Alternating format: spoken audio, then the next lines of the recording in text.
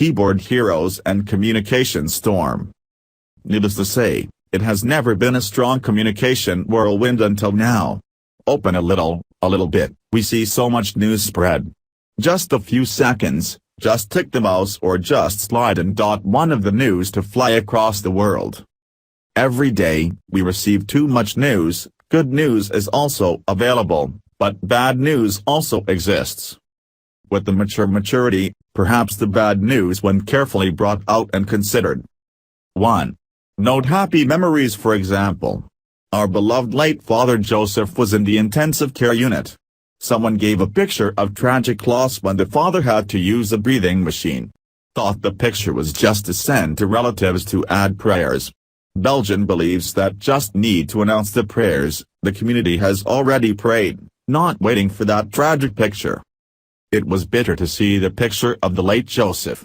If he regained consciousness, the Archbishop saw his picture suddenly spread on the websites, what would he think? And he went to the house of God.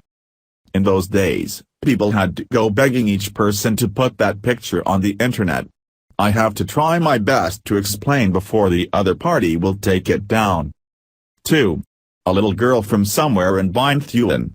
One fun day, she stuck a picture of a psychopath on the wall of her house with the caption, "My neighbor." Something was painful, so I contacted and asked. She explained that the psychotic girl posted it, so I just posted it. Father. People have an abnormal mind and then ask how they can be balanced. Belgian just asked, "Can I ask you if there is a mentally ill person in your family, then will someone else give it up on the internet?" So she gently took it down. She understands and thanks the contributor. 3. Other famous diocese, a fine day for the picture of the bishop to visit the Sita. Everyone understands where Sita is infected. There is no need to annotate. Seeing also not happy, the lady contacted and the bishop replied that the group of Sita agreed to let it go online.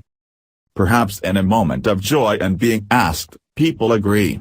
But then I thought it over and deeply. After detoxification, those brothers and sisters integrated into the community, and when the community saw those brothers and sisters as traffickers or drug dealers, what did they think of them? It hurts and hurts when someone in the landmine family gets caught up in delicate matters. For nearly 10 years wandering in the HIV terminal in my Hoa, the doctor never dared to send anyone a picture of the HIV patient in the camp. Simply put, I respect their dignity. They are, after all, children of God.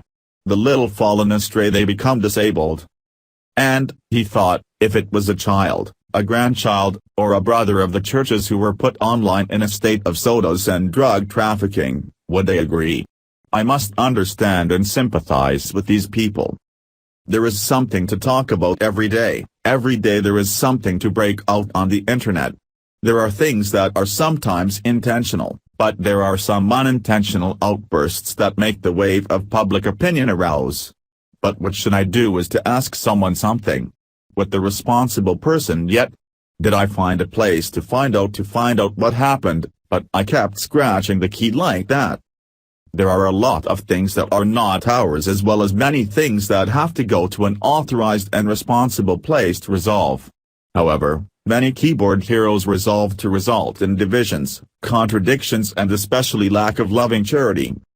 God teaches us to correct each other's mistakes in loving charity. Not necessarily everything will be posted online. And myself, I look back, am I perfect and pure? Before God, I am also a sinner, but I am arrogant and eager to condemn my fellow human beings. Today, there are so many keyboard heroes.